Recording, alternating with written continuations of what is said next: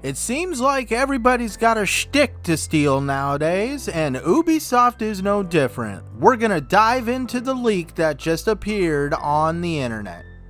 What's going on, everybody? It's Legion of Gamers Centurion 1307, and I found some interesting information that popped up on VG247. Now, for everybody that likes sources out there, including me, I will have everything I talk about today linked down on the description so you can see the sources for yourself. According to the article, members of the forum Reset Era noticed on the Ubisoft store for a temporary time an icon popped up called the Ubisoft Pass Premium. At this point, we can only speculate what that is, but come on, are we really that stupid? Just from the wording alone, we already know what it's gonna be. And in true Ubisoft cover-up fashion, they have already removed this icon from the website, so don't bother going to look for it. They already stated in the article that they removed it. But can you blame Ubisoft for wanting to hop on the game streaming train? Microsoft and Sony are already signing into a partnership for this, and a rumor is that Nintendo is looking to hop into it as well. Not to mention both Google and Amazon are thinking about hopping into this ring as well. We already know Google is with Google Stadia, but there is still the silent guy in the background, Amazon, just waiting to pounce.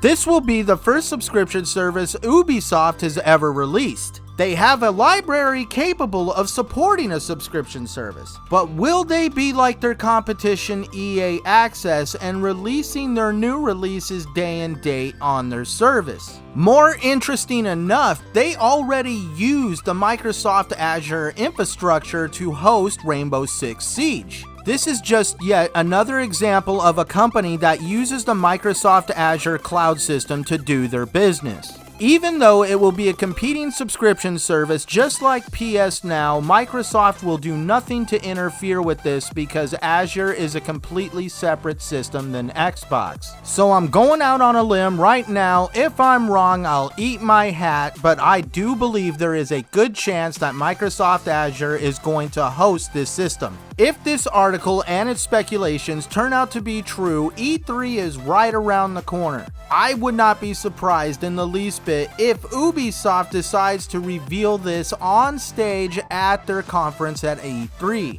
With some of the best first-player experiences, not to mention multiplayer experiences on console and PC in this generation, if done right, this subscription service could totally blow the doors off the competition. First player experiences like the Far Cry series and the Assassin's Creed series, and multiplayer franchises like Rainbow Six Siege, For Honor, and The Division. It looks as if Ubisoft is getting ready to lace up their boots and hop into the trenches and get into the war of the subscription services. But that raises another question: is there room for another guy?